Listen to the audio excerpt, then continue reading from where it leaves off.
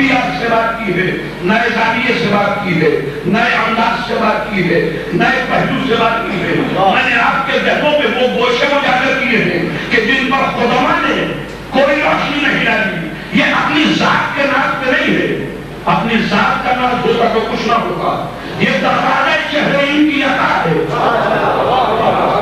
اسی لیے چیلنج دے کر میں نے ممبر سے پہلے بھی کہا، آج بھی کہتا ہوں کہ حضور پاک جن گوشوں کی طرف یہ فقیر دروازہ چہرین متوجہ کرتا ہے، شاید کسی اور نے پہلے متوجہ نہ کیا ہو۔ آپ ایک اور زاویہ دے کر آگے بڑھتا ہوں، پھر دیکھتا ہوں کتنے آمادہ اور تیار ہوئے۔ حضور پاک کبھی اس بات پہ آپ نے غور فرمایا کہ ساری دنیا میں جب مسالک کی، مذاہب کی، مکاتب کی بات ہوتی ہے تو ہمیں امامیہ کہا جاتا ہے۔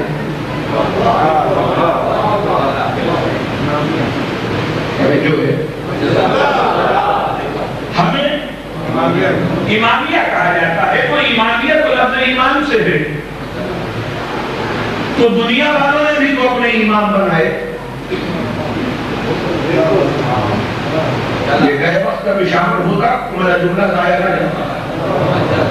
دنیا والوں نے بھی اپنے امام، تو جب ان کے امام، ان کے نام تاریخوں میں لکھے گئے تو وہ کیوں نہ امام کیا کہہ رہے ہیں؟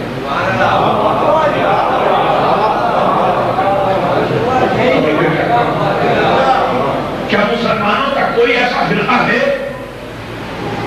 کہ جس نے کوئی نہ کوئی امام نہ بنایا ہو؟ حدیث کے امام ہیں، فقہ کے امام ہیں۔ اب ضروری ہے کہ میں نام لوں ممبر سے، وہ امام ہے نا جو دنیا میں اتنی فرقے بنی، یہ حدیث کے کوئی امام بنے تو ان کے بھی امام ہیں۔ تو جب امام انہوں نے بنائے، ان کے ناموں کے ساتھ بھی لگایا امام، یہاں تک کہ امام اعظم کا کہہ دیا۔ تو آنکھوں میں آنکھیں ڈال کے ایک بات کہنا چاہتا ہوں کہ جب بنائے امام تو انہیں بھی امامیہ کہا جاتا، لیکن ان میں سے کسی کو امامیہ نہ کہا گیا، صرف ہمیں امامیہ کہا جاتا ہے۔ کیوں کہا جاتا ہے؟ بس ایک جملے میں پڑھ کر رہا ہوں، اس لیے کہا جاتا ہے کہ دنیا کے امام تھے، ہمارا امام ہے۔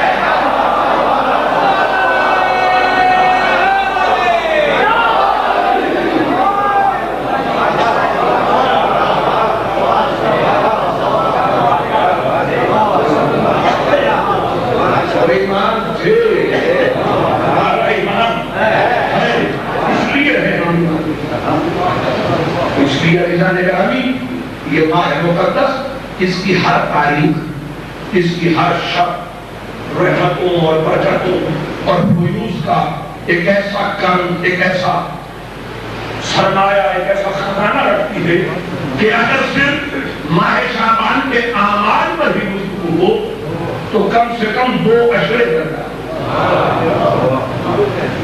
جو اعمال اور جو اس کے فضائل ہیں وہ تو اپنے مقام پر۔ تو اب میں گفتگو آغاز کر رہا ہوں حضور والا اہل بشارت کے لیے۔ آج میں سوچ رہا تھا کہ یہ میں جا رہا ہوں عرصے بعد تو مجھے 17ویں صدی کے فارسی شاعر عاشق اصفہانی کے شعر یاد آیا، اگر مزاج میں فکر غالب نہیں ہے، اس لیے کہ یہ اتنے پرانے گوشوں سے بھی کوئی آپ کو نکال کے ایسا شعر حویہ نہیں کرے گا جو میں حویہ کرنے جا رہا ہوں۔ عاشق اصفہانی یہ کہتا ہے، خوشم کہ ذوق شکارم نہ رکھ اب دل تو، خوشم کہ ذوق شکارم نہ رکھ اب دل تو، ہزار بار مارا بستی اور حقبی، میں خوش ہوں کہ میرے دل سے مجھے شکار کرنے کا شوق گیا نہیں ہے، اس لیے ہر بار مجھے قید بھی کرتا ہے اور پھر آزاد بھی کر دیتا ہے۔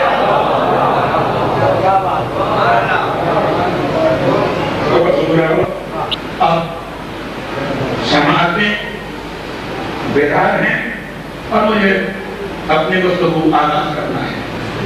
اپنے پہلے سننے والے سے لے کے آخر سننے والے تک گونجتی درختی آواز میں راضی نظر تک اپنی آواز پہنچانا. میں اپنی گفتگو کی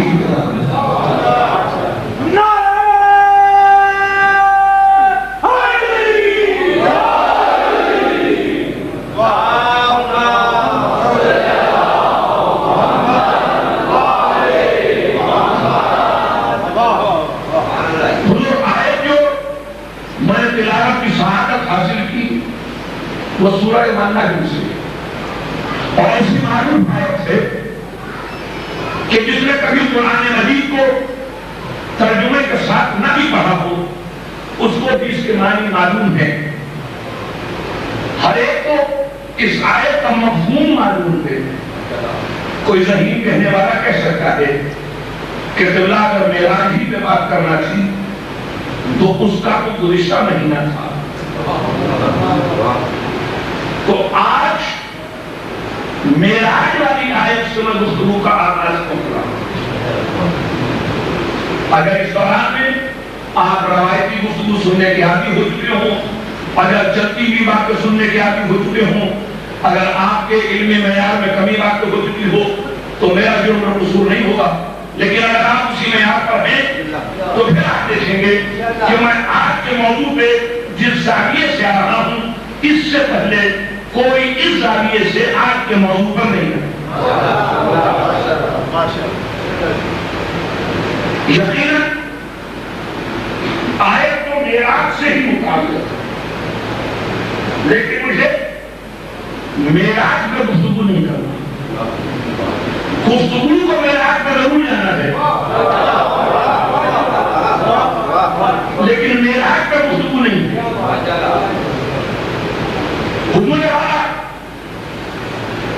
حقیقت معراج سے آپ کو ایک بات سمجھ میں آئی تھی کہ ہم مجھے لے کر جانا تھے. معراج وہ ہے کہ اس سے پہلے ذہن انسانی میں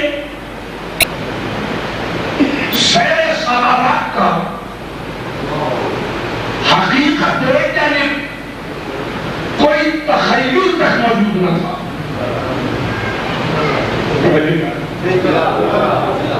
اسی لیے جب تاکہ نے ڈیوائن کامیڈی لکھی ہے تو اس نے کہا کیا ہے کہ وہ معراج سے متاثر ہوا ہے.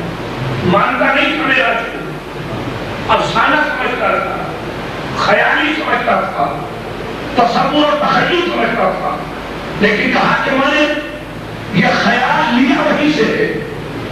تو حضور والا مسلمانوں میں سے بھی وہ جو اسے تصور و تخیل سمجھے انہوں نے بھی کہا کہ معراج جسمانی نہیں ہوئی, روحانی ہوئی. اور مسلمانوں کے ہاں تعداد بگڑی اتنی ہے کہ مسلمانوں نے ایک سچا بنایا, ایک سچی بنائی. پوچھا اسے سچا کیوں کہا؟ کہا انہوں نے معراج کی تصدیق کی تھی. پوچھا یہ سچی کیوں کہا؟ کہا انہوں نے کہا تھا کہ رسول کا جسم اس شخص کو یہی تھا جو ظاہر نہیں ہوا. یعنی جو تصدیق کرے وہ بھی سچا, جو تردید کرے وہ بھی سچی.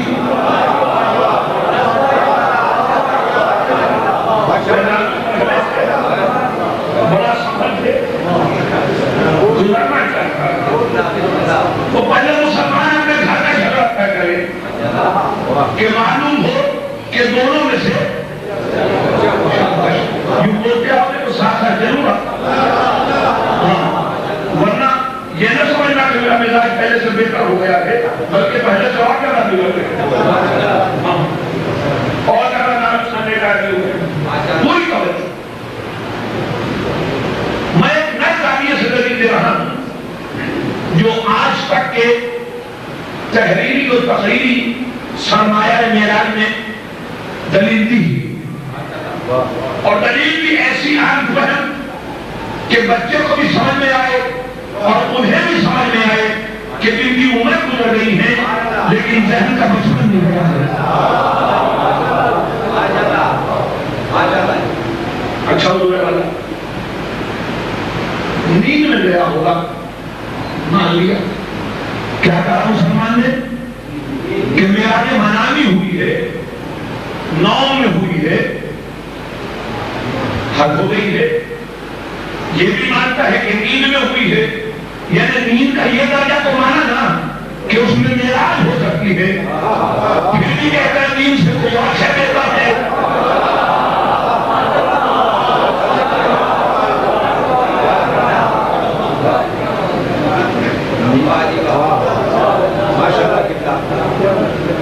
اور آپ کو تیز رفتار تیزی سے پہنچنا پڑے گا جن جن گوشوں کی طرف نہ لے کے جانا۔ مطلب اس سے آگے میں آپ کو متوجہ کرنے کے کوئی جملہ نہیں کہوں، جو سمجھے وہ دعا دے، جو نہ سمجھے وہ دعا لے۔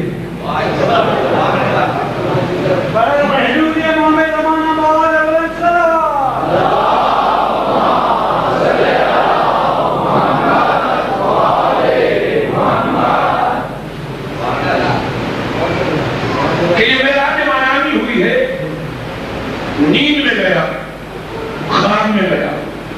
اچھا حضور کہا میں پوری دنیا میں جاتا ہوں، تمام بر اعظموں میں، تمام ملکوں میں جا چکا ہوں، تو اب میں نے کہا یہاں آ کے پشاور میں کہ کیا کہنے میں، کیا شان ہے میری، کیا تعلقات ہیں میرے